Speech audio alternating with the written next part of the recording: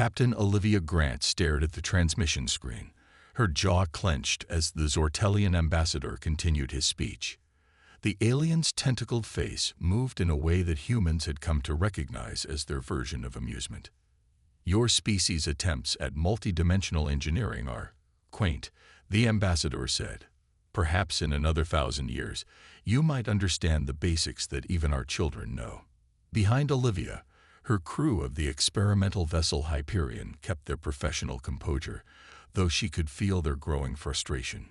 Chief Engineer Dan Powell's knuckles were white as he gripped his datapad tightly. "We appreciate your concern," Olivia replied politely.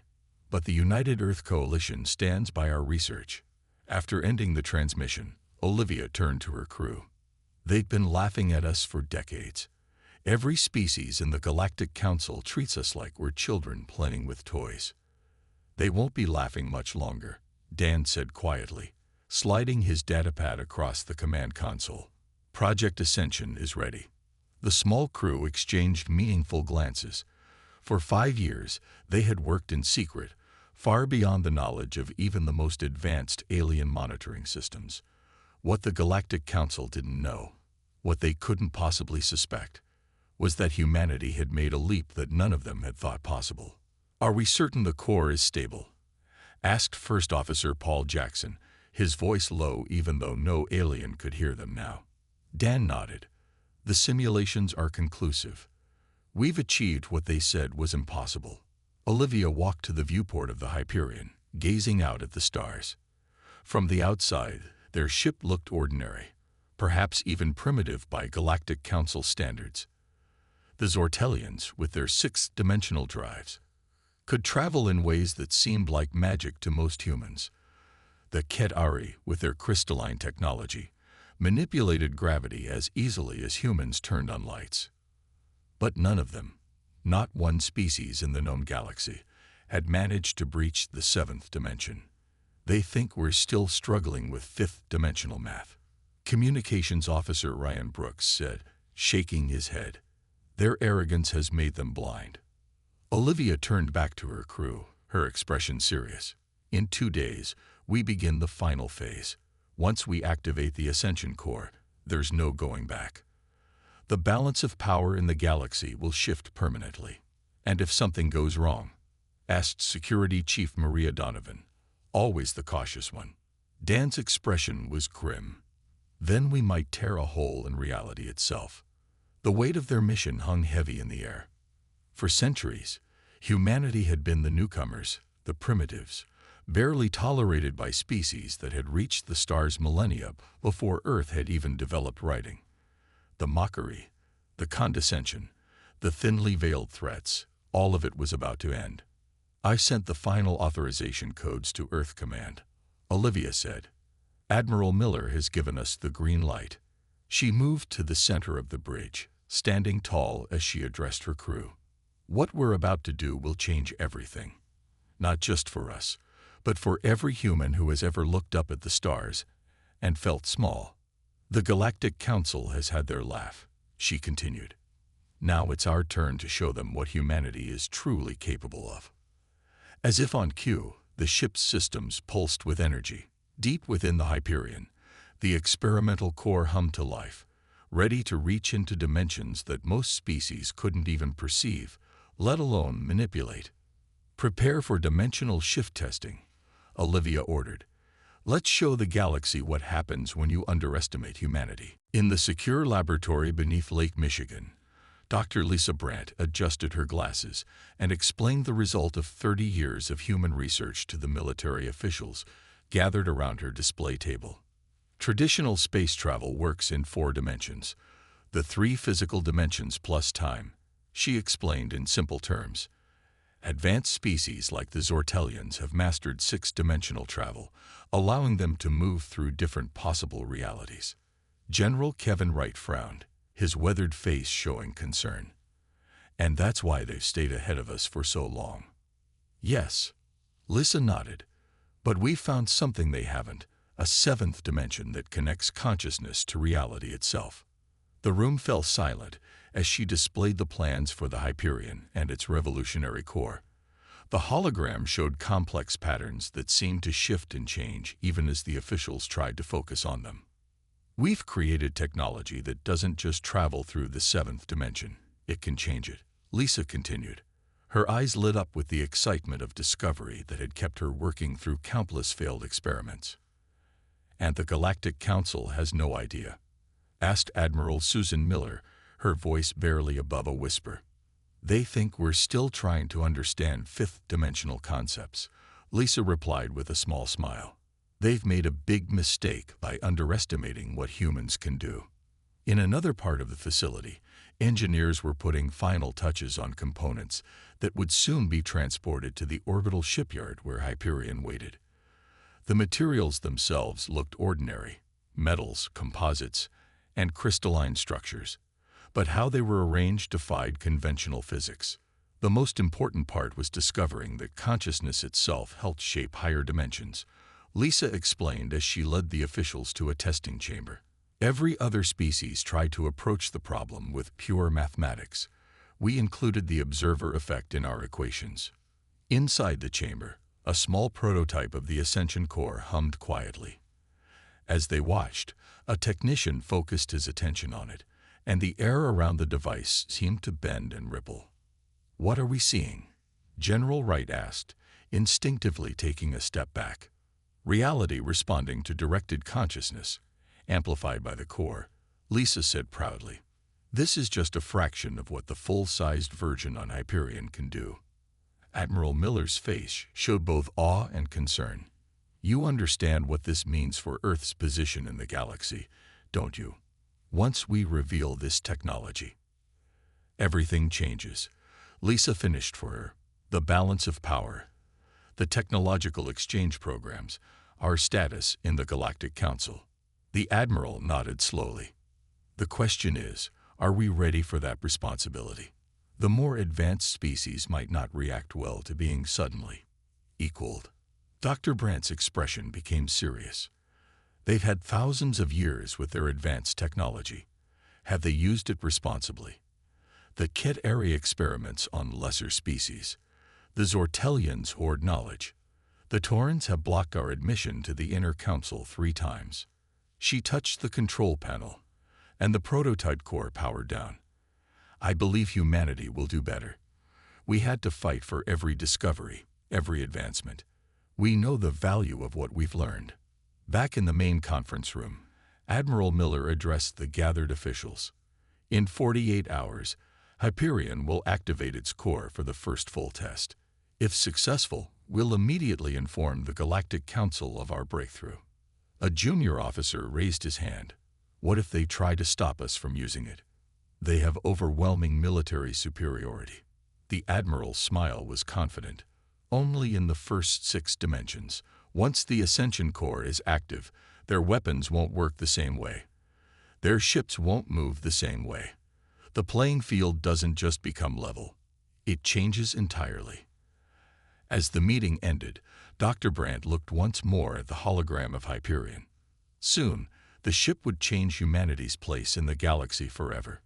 The time for being laughed at was finally coming to an end. The Hyperion was unlike any ship humanity had built before. From the outside, it appeared simple, a sleek, black craft about the size of an old aircraft carrier. But its true nature was hidden inside its quantum structure. Captain Olivia Grant led her leadership team through the final inspection. First Officer Paul Jackson voiced what they were all thinking. Hard to believe something that looked so normal could change the laws of physics. The ship's heart was the Ascension core, a sphere of impossible shapes that housed technology that even most of the crew didn't fully understand. Only Dan Powell and his engineering team could truly grasp how the core connected to dimensions that most species couldn't even see. "The Zortellians and Ked-Eri will be watching our launch," Security Chief Maria Donovan warned as they entered the central chamber where the core was housed. "They're expecting another human failure." "Perfect," Olivia replied. "Let them watch. Surprise is our greatest advantage." The core itself pulsed with a soft blue light that seemed to come from everywhere and nowhere at once. Looking directly at it made the eyes water, as if the human brain struggled to process what it was seeing.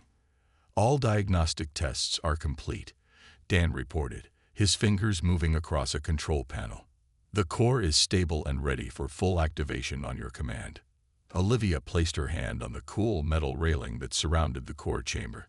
"And you're certain the safety protocols will hold? What we're attempting has never been done before." Dan nodded confidently. "The seventh dimension responds to consciousness as much as to mathematics. The core is designed to channel our intent, not just our calculations. As long as the operators maintain focus, the field will remain stable." The inspection continued through the rest of the ship. Unlike traditional vessels, the Hyperion had no separate engine room. The Ascension core powered everything, from life support to weapon systems. When fully activated, it would alter the very fabric of reality around the ship. "We've received the final crew manifest," Ryan Brooks reported as they returned to the bridge. "All personnel have been cleared by Admiral Miller personally." "Good," Olivia said. "This mission requires absolute secrecy until the moment we reveal our capabilities." Tactical Officer Zoe Carter looked up from her station. "Captain, we're receiving a transmission from a Zortelian observer ship. They're requesting permission to monitor our launch as part of the Galactic Council's Emerging Species Development Program." A ripple of quiet laughter spread across the bridge.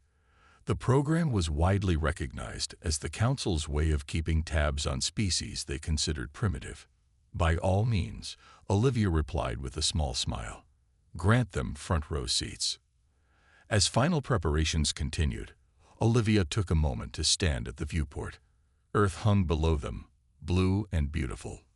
For centuries, humans had looked to the stars with wonder, dreaming of joining the galactic community as equals.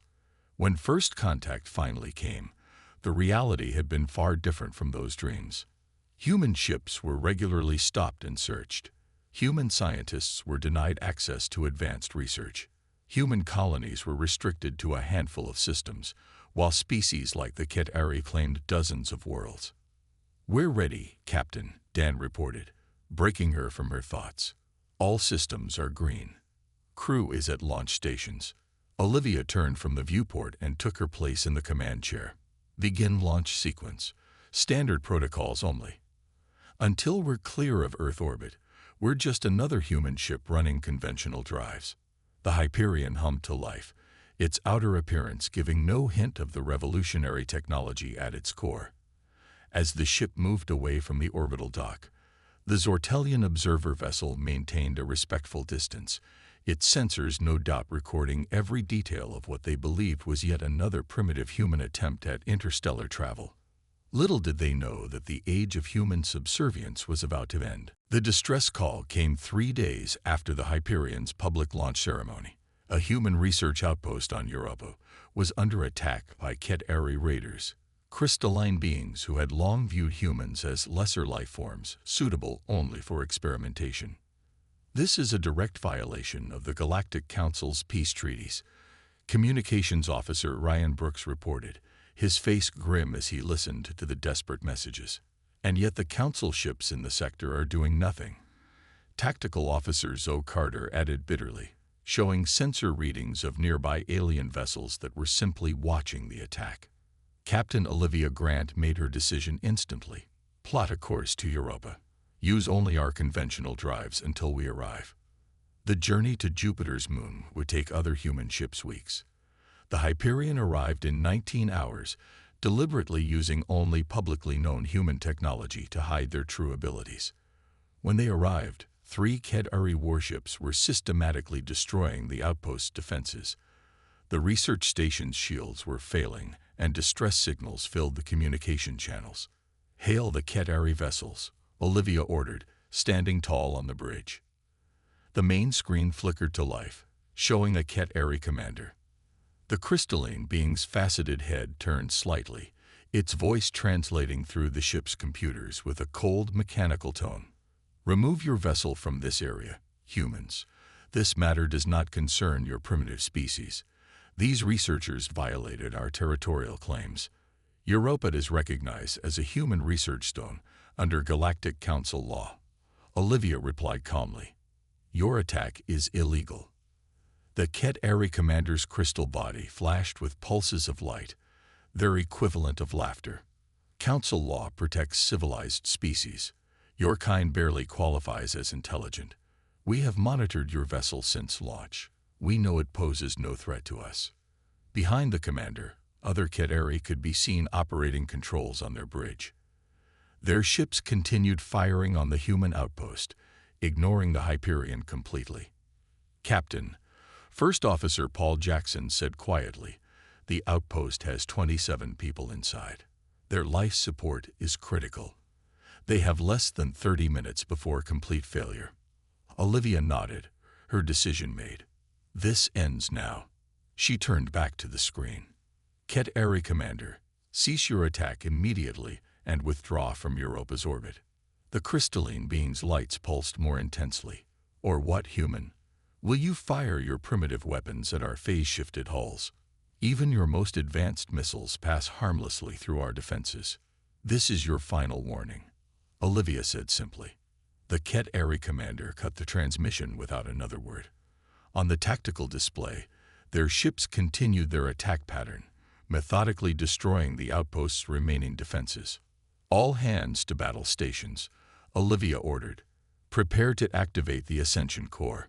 The crew moved with practiced efficiency.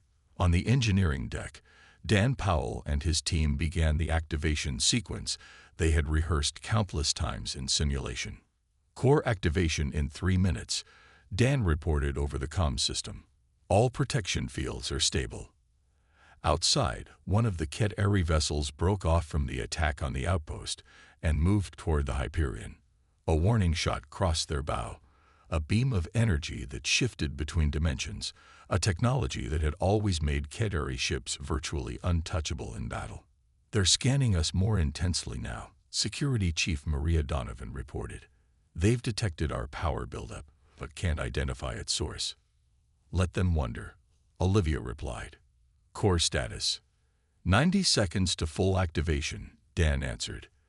The field is forming exactly as designed.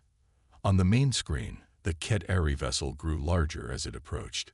A second warning shot, closer this time. They're preparing to fire directly on us, Zoe reported from Tactical. Their weapons are at full power. Olivia smiled slightly. Perfect timing. Activate the Ascension Core. Now. A ripple of energy passed through the Hyperion as humanity prepared to reveal its greatest technological achievement to an unsuspecting galaxy. Activate the Ascension Core, Olivia ordered. Dan Powell initiated the sequence, and the Hyperion began to change. The ship's structure shifted, parts of it seemingly folding into dimensions invisible to normal sensors. On the bridge, reality itself seemed to ripple as the seventh dimension opened to human control for the first time outside of test conditions. All systems working properly, Dan reported, a hint of awe in his voice, despite months of simulations. Seventh dimensional field is stable and growing. The effect on the Ket-Eri was immediate and dramatic. Their crystalline ships, designed to operate across 6 dimensions, suddenly found themselves trapped in normal spacetime. Their advanced weapons, capable of passing through normal matter, suddenly failed against the basic laws of physics that the Hyperion was now controlling locally. What are you doing? The Ket-Eri commander demanded, panic replacing arrogance in his tone. This is impossible. Your species cannot. Cannot what? Olivia interrupted. Cannot protect ourselves. Cannot understand higher dimensional physics. It seems you've been wrong about humanity. On the tactical display, the situation had completely reversed. The Ket-Eri ships, once nearly untouchable, now appeared solid and vulnerable. Their phase-shifting technology, which allowed them to exist partially in other dimensions, was being forced into a single-dimensional state by the Hyperion's field. We have total tactical advantage, Zoe reported with satisfaction. Their shields are operating at only 20% effectiveness. Their weapons cannot phase shift anymore. Target their propulsion systems only, Olivia ordered. Fire when ready. The Hyperion's conventional weapons, simple kinetic projectiles that would normally pass through phase-shifted Ket-Eri hulls, struck with devastating accuracy. The lead Ket-Eri vessel spun out of control as its engines failed. The other ships are attempting to escape, Ryan reported from communications. They're trying to activate their dimensional drives, but they can't break free of our field. Through the view screen, the crew could see the Ket-Eri vessels struggling like insects caught in amber. Their once superior technology rendered useless by the human breakthrough they had mocked for so long. "Open a channel to all Ket-Eri vessels," Olivia commanded. When the connection was established, she spoke clearly and calmly. "Your attack on our research outpost was unprovoked and illegal. Under normal circumstances, we would be helpless to stop you. But as you can see, circumstances have changed." The Ket-Eri commander's crystalline face flickered with rapidly changing light patterns, their equivalent of extreme agitation. "What have you done? This technology cannot exist. No species has ever controlled the seventh dimension. And yet here we are," Olivia replied. "You will withdraw your forces immediately and report to the Galactic Council that the status of humanity has changed. We are no longer defenseless against your kind." On the engineering deck, Dan Powell watched the core with careful attention. The sphere pulsed with energy that seemed to bend the light around it in impossible ways.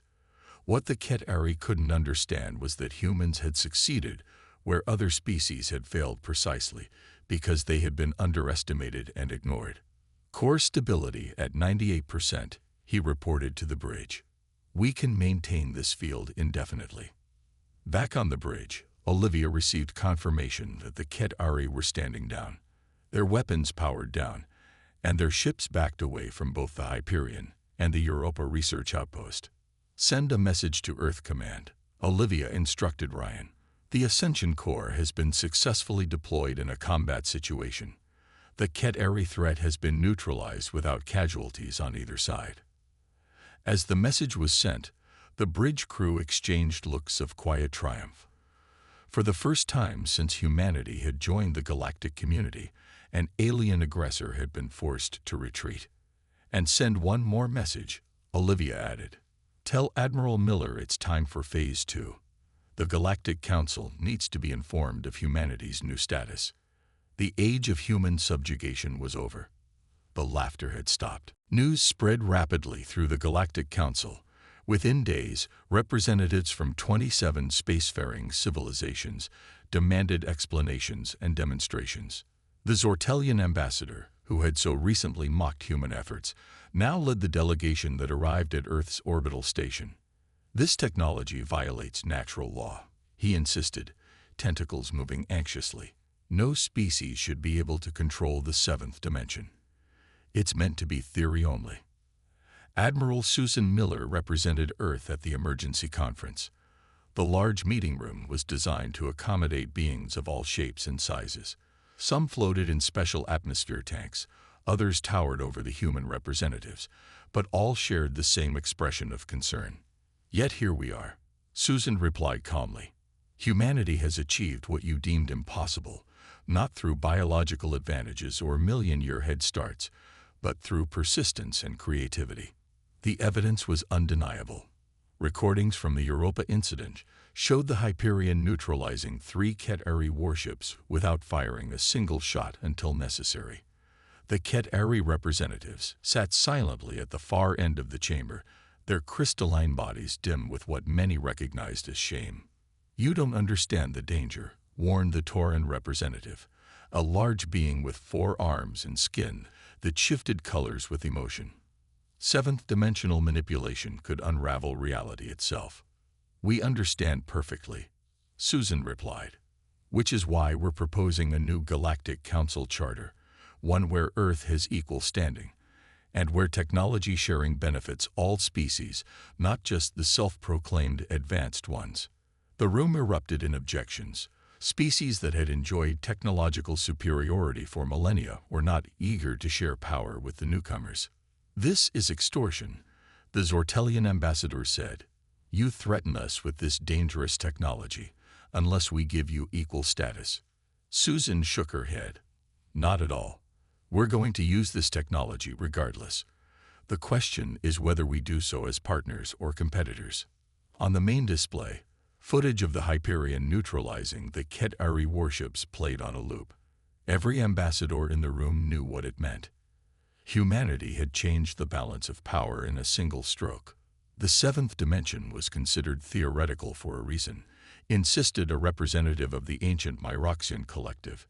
Even our scientists, with 50,000 years of research, deemed it too unstable for practical application.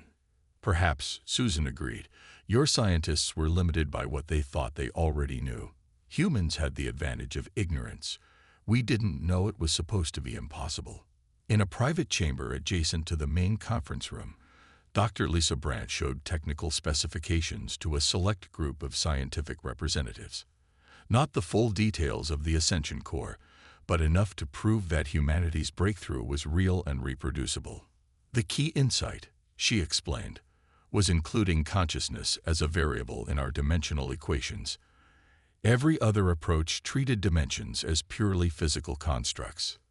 Back in the main chamber, Admiral Miller continued her address. For too long, humanity has been treated as a curiosity at best, a nuisance at worst. We've been denied access to technologies that could have saved millions of lives. Our colonies have been restricted to a handful of systems, while the Ket'Ari claim dozens of habitable worlds. She paused, looking at each ambassador in turn. That era is now over. We're not asking for special treatment, just equality. The debate raged for 3 days. Some species threatened military action, until demonstrations of the Hyperion's capabilities showed how futile such threats were. Others tried diplomatic isolation, only to realize that Earth's new technology made them too valuable to ignore. In the end, the practical reality won out. A new charter was drafted, recognizing Earth as a full member of the Galactic Council, with all the rights and responsibilities that entailed. As the final votes were cast, Admiral Miller sent a simple message to the Hyperion. It worked. The laughter has stopped. Now, the real work begins. 6 months later, Captain Olivia Grant stood on the Hyperion's observation deck alongside representatives from 15 formerly superior species. The ship was now serving as both a diplomatic vessel and a training center for the new Galactic Science Exchange Program. It's remarkable how quickly attitudes can change, said Kale, the Zortellian scientist who had replaced the previous ambassador. His tentacles moved in a pattern that humans now recognized as thoughtful rather than mocking. Many of us had become too comfortable in our understanding of dimensional physics. Arrogance often blinds us to possibilities, Olivia replied, watching the stars outside the viewport. Humans had one advantage. We were told repeatedly that what we were attempting was impossible, so we had to question every assumption. In the main laboratory section of the ship, Dan Powell was demonstrating seventh-dimensional mathematics to an eager group of alien engineers. The same beings who had laughed at human science were now taking careful notes on human theories. The most important breakthrough was realizing that consciousness itself affects higher dimensions. Dan explained to his audience.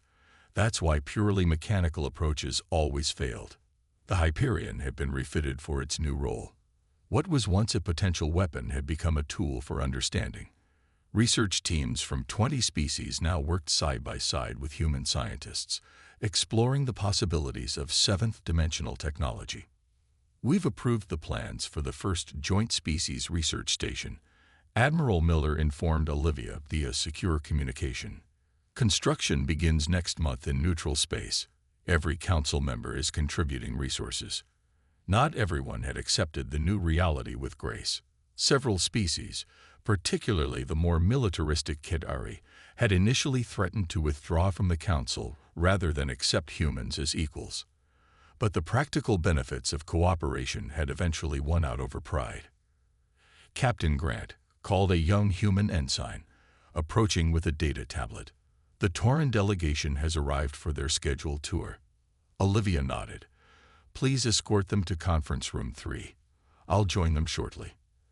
As the ensign left, Kel, the Zortellian, turned his multifaceted eyes toward Olivia. There is something I have wanted to ask you, Captain. You could have used this technology for dominance. Many in the council feared that was your intention. Why choose cooperation instead?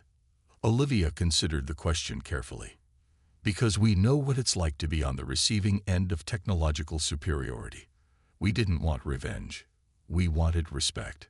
She gestured toward the teams of mixed species working throughout the ship. Besides, no single species can see the full picture.